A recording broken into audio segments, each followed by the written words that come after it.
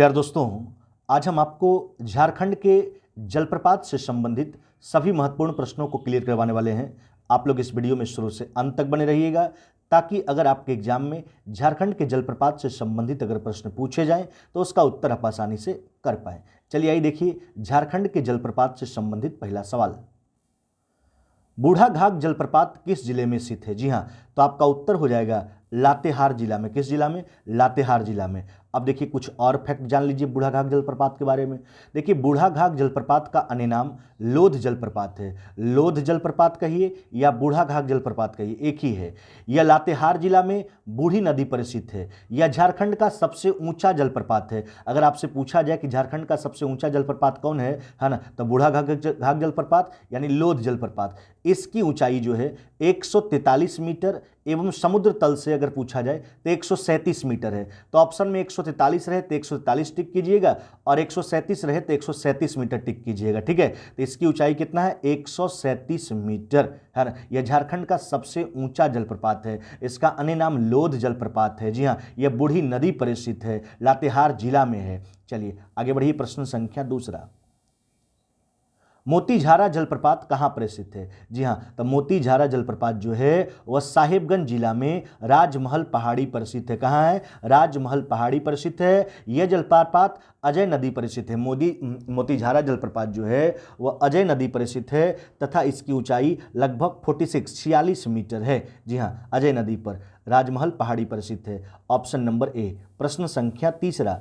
झारखंड राज्य का सबसे ऊंचा जलप्रपात कौन है? हमने पीछे चर्चा किया था आपको कि झारखंड राज्य का सबसे ऊंचा जलप्रपात, पहला सवाल में ही हमने जिक्र किया था, वह है लोध जलप्रपात, जिसका अन्य नाम बूढ़ाघाघ जलप्रपात है। ऑप्शन नंबर क्या हो जाएगा आपका? ऑप्शन नंबर हो जाएगा डी। इसकी ऊंचाई है ना 143 मीटर, समुद्र तल से 137 मीटर। जो ऑप्शन में रहे उसको टिक करना है। चलिए आगे बढ़िए, प्रश्न संख्या 4।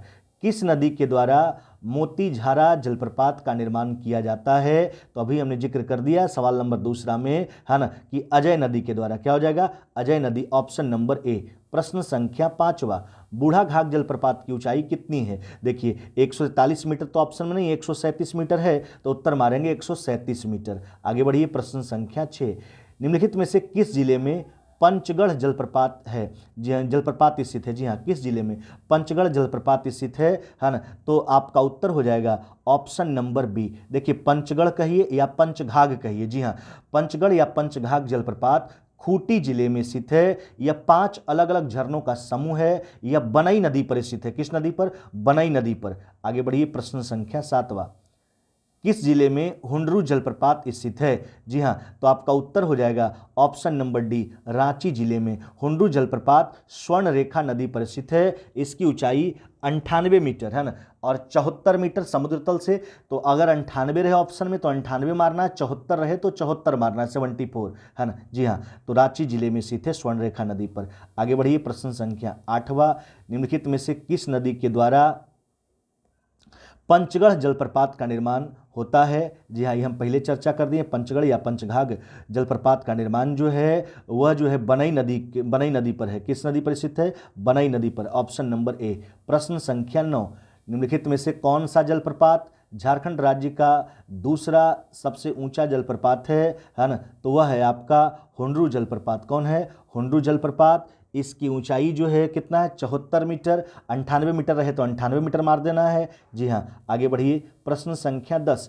किस जिले में सतवागन जलप्रपात है ना? तो उत्तर हो जाएगा आपका कोडरमा, ऑप्शन नंबर ए। प्रश्न संख्या 11। हुंडरू जलप्रपात की कुल ऊंचाई कितनी है? तो अभी हमने बोला अगर 98 ऑप्शन में तो 98 मीटर टिक कीजिए, 74 हो तो 74 मीटर टिक कर दीजिए। चलिए आगे बढ़िए, प्रश्न संख्या 12। नागफेनी जलप्रपात है ना स्थित है? कहाँ स्थित है? तो आपका उत्तर जो हो जाएगा वह हो जाएगा गुमला, ऑप्शन नंबर ए। प्रश्न संख्या 13। हुंडरू जलप्रपात का निर्माण किस नदी के द्वारा किया जाता है ना? तो हुंडरू जलप्रपात का निर्माण किस नदी के द्वारा? तो स्वर्ण रेखा नदी के द्वारा, ऑप्शन नंबर ए। प्रश्न संख्या 14। धारागिरी जलप्रपात स्थित है? जी हाँ, धारागिरी जलप्रपात कहाँ स्थित है? घाटशिला में। आगे बढ़िए, प्रश्न संख्या 15। दसम जलप्रपात स्थित है? देखिए दसम जलप्रपात कहाँ स्थित है? तो रांची में स्थित है। कहाँ स्थित है? रांची में स्थित है।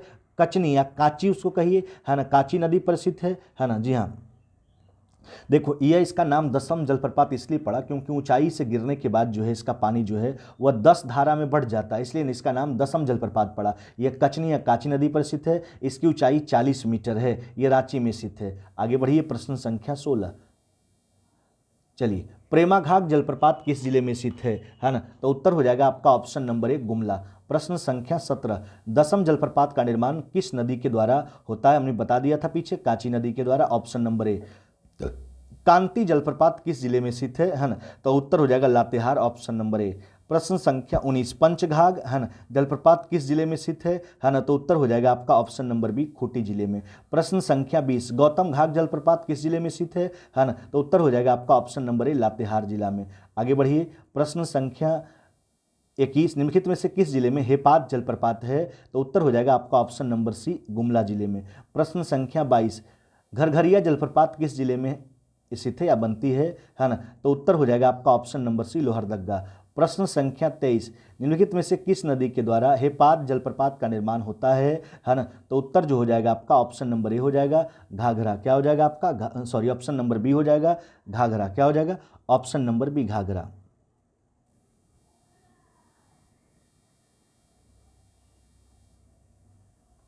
चलिए आगे बढ़िए, किस जिले में जोन्हा जलप्रपात स्थित है? जी हाँ, तो किस जिले में आपका जोन्हा जलप्रपात स्थित है?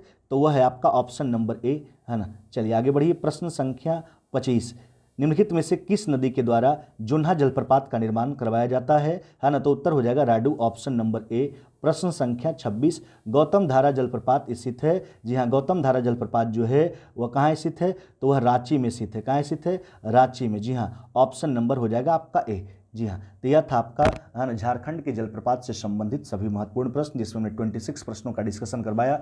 उम्मीद करते हैं कि आप एक बार वीडियो को देख करके एक बार और रिवीजन कर लीजिए, है ना, ताकि अगर जब भी कभी आपके एग्जाम में, है ना, जलप्रपात से संबंधित तो प्रश्न पूछे ही जाते हैं, अगर पूछा जाए तो उसका उत्तर आप आसानी से कर पाएँ। वीडियो देखने के लिए बहुत बहुत धन्यवाद।